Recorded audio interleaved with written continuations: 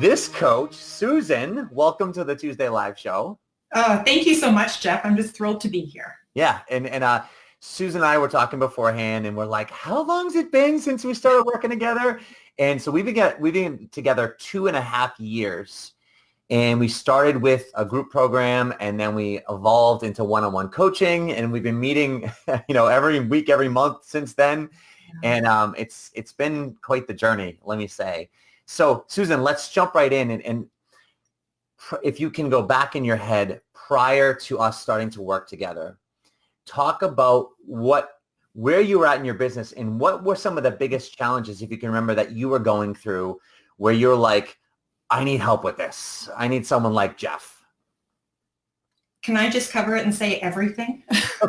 Yeah, absolutely. I had really no clarity as to what my business was. I had no systems in place. I had no sales processes in place. I had been in business for about 2.5 years at that point, and was lucky enough to just kind of, go by referrals, and things just were moving along, but it was chaotic. There was no sort of system or anything to keep things going, and it would be those, the hills and valleys where I'd have clients and then I wouldn't have clients, and going through those cycles. So when I first met you, that was actually the first time I saw you was on a summit, and you were talking about selling coaching, and sales has always, or historically, sales was one of the things that I struggled with the most, and that's what really drew me to you with the first time I saw you, and then I had the opportunity to work with you in the mastermind. Yeah, absolutely. And so you needed help with everything essentially, but you were doing stuff for, like you said, 2.5 years. Like, what was some of the stuff you were doing? And like, why, and now knowing where you are now, we're going to get to where you are now, but knowing what you know now, which we'll talk about, and looking back at prior to us working together, doing stuff for 2.5 years, why wasn't it successful, or why weren't you getting any real traction? I had no clarity. I was coaching anybody that would hire me. I would work with them. So I didn't have a specific niche that I was drilled down on. And I had no sort of processes in how to find people. So I was just kind of taking my chances and seeing where people showed up. And then everything was disorganized, and yeah, it was a mess, and it wasn't fun to work my business at that point because of the chaos. Yeah, interesting. They say it wasn't fun. It was something that you loved and you were passionate about, but it wasn't fun because you didn't really know what you were doing.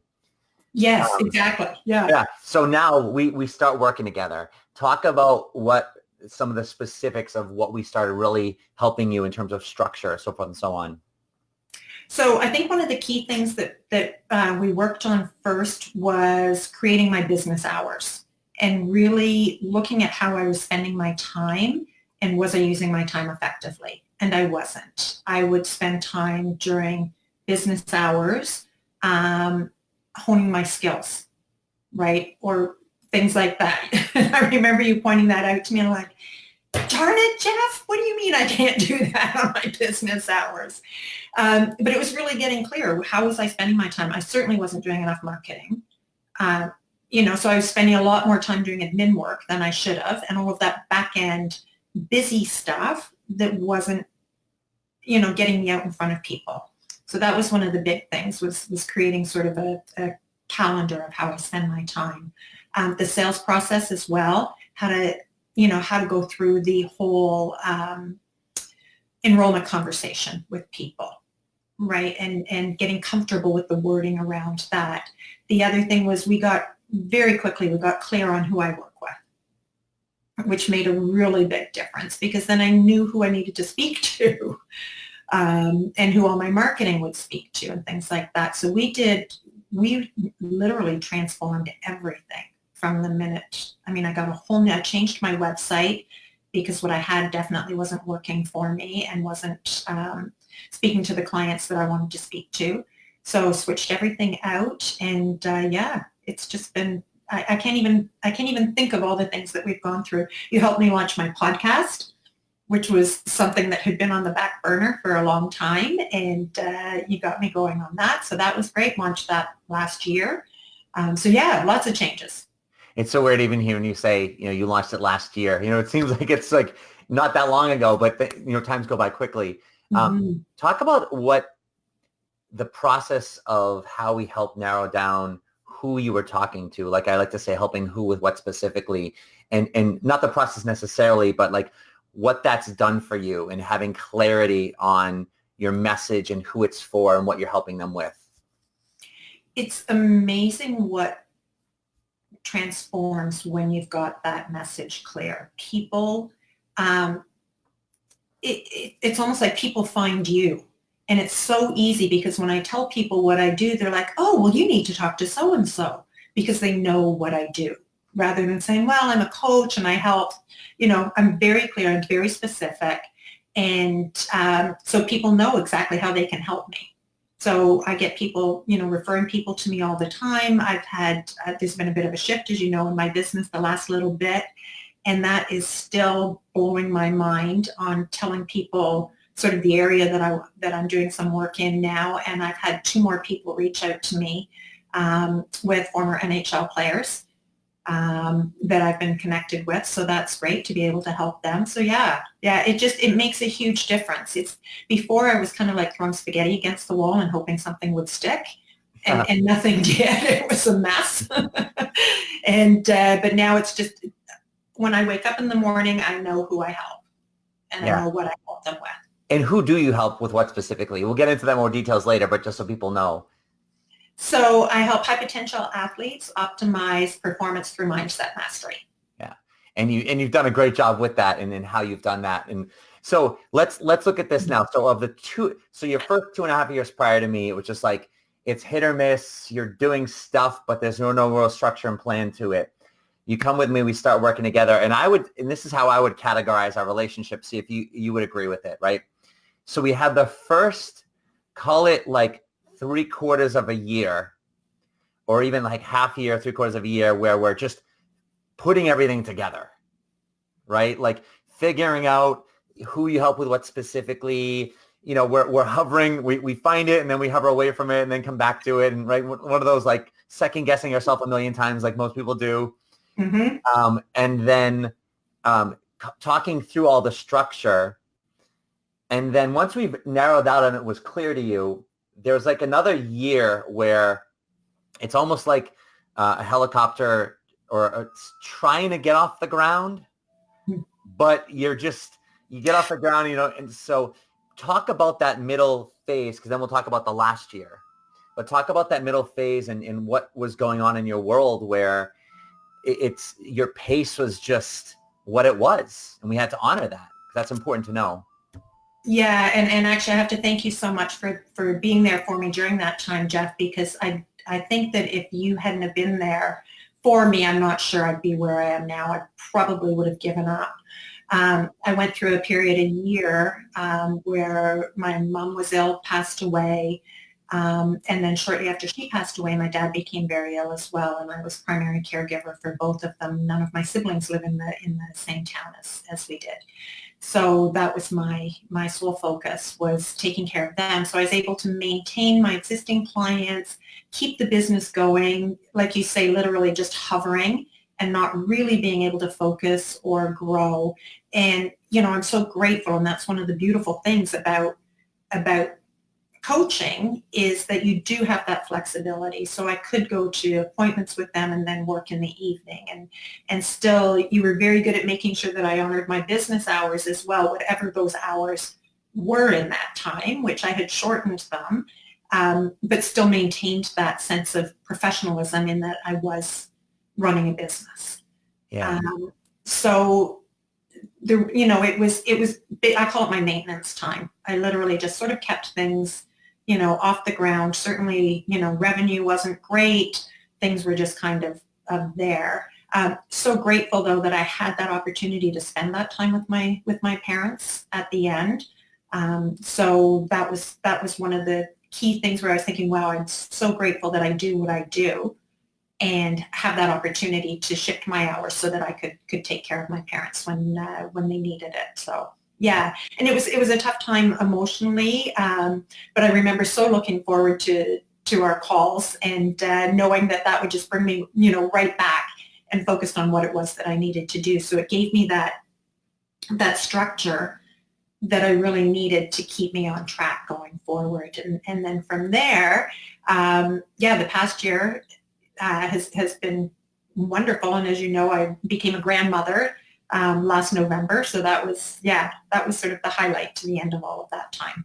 Yeah, it's true. So it's like that the half year or so of figuring stuff out, and then that year of like just having to honor just what was going on in your life, which you'll never regret that time. Mm-hmm. And it's that patience, and that's why I want to communicate to people watching this, is that this happens with a lot of my clients, is where I'm just there and I'm like, all right, we're not sprinting, we're not running, we're walking a few steps and then we're resting. You're having to tend to some other things.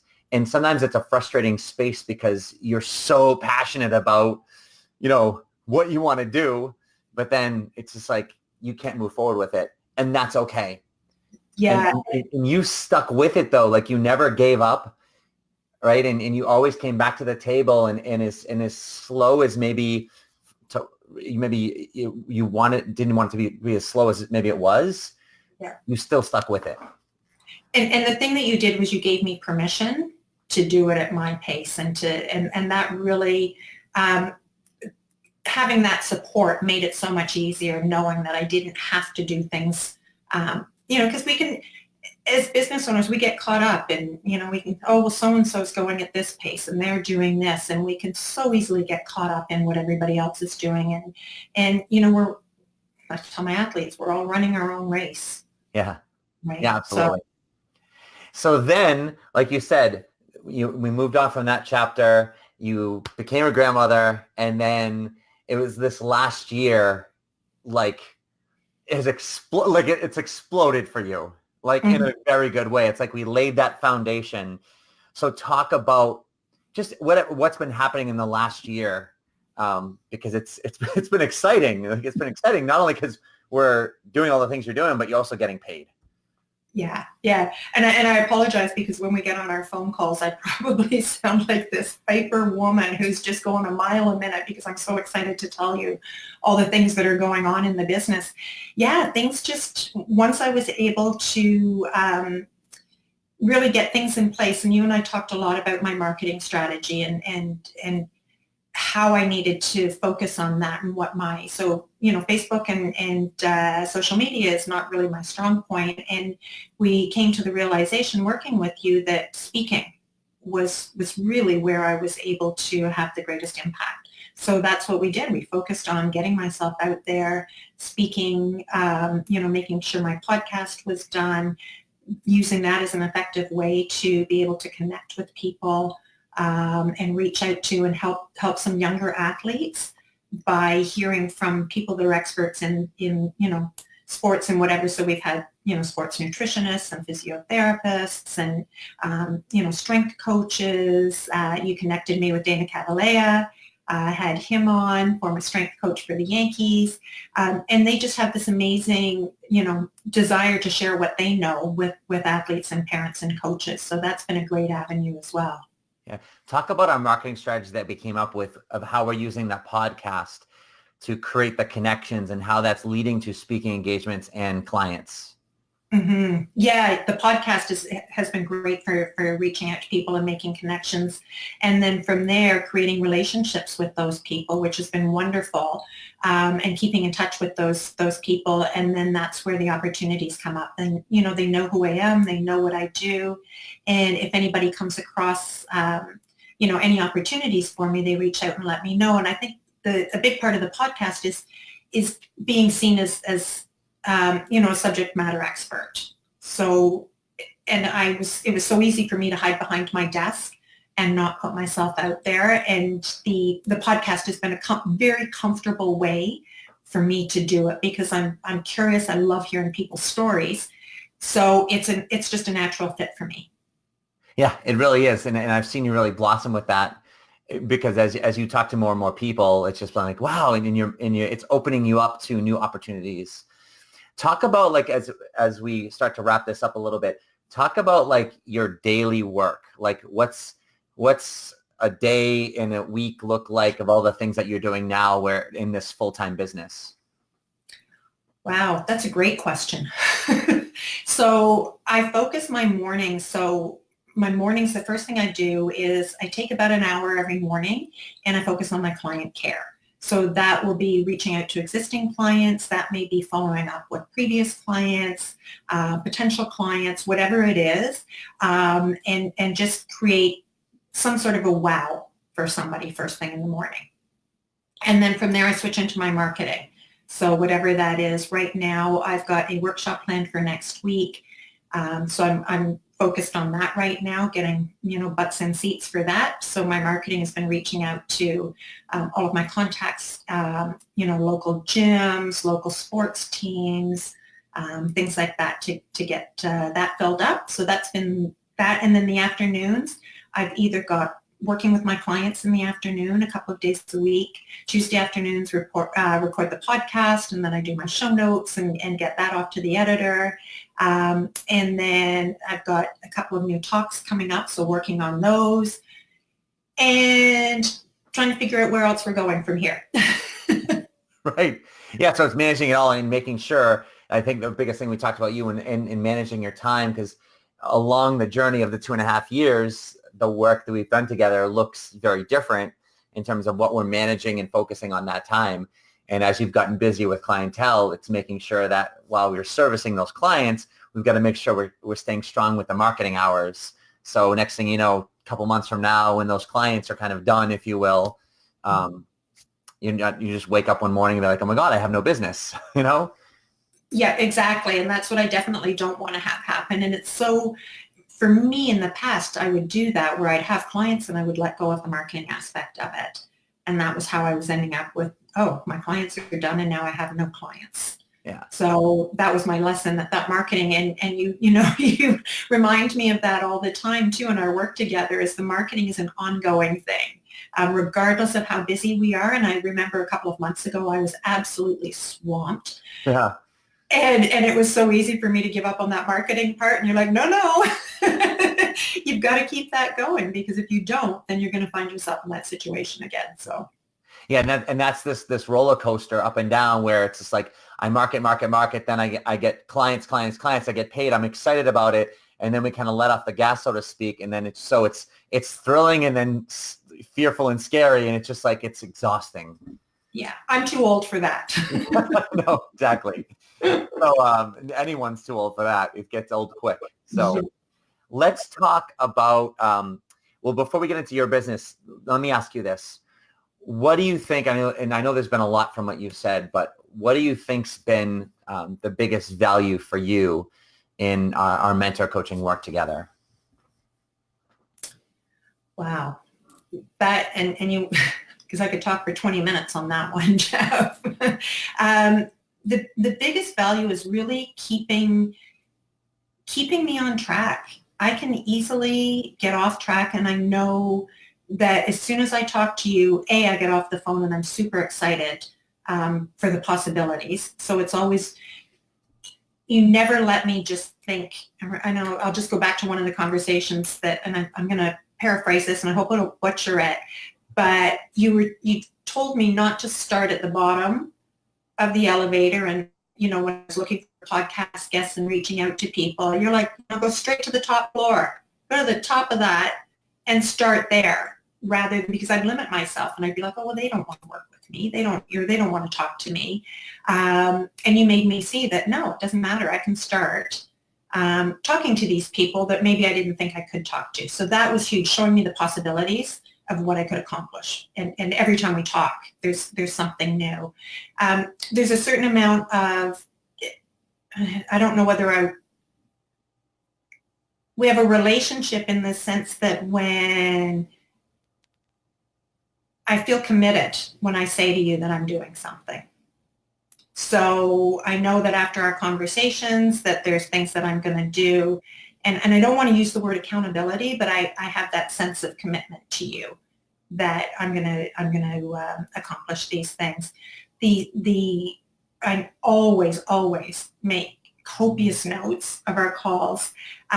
Just with the wording, you have such a natural way of asking, of talking about things, of the sales process and things like that. And I think that for me has probably been one of the biggest gifts in that, because it's not a sleazy way of going through a sales process. And just, the calls to action and to constantly tell people what I do. And it's just, I think that's probably been the biggest change for me. Oh, thank you for those compliments too. But it's just, I've seen the evolution in you, which has been the greatest reward of it all, is of who you've become through this process, and you're getting the results to show that of all the work that you've done, which is the best part.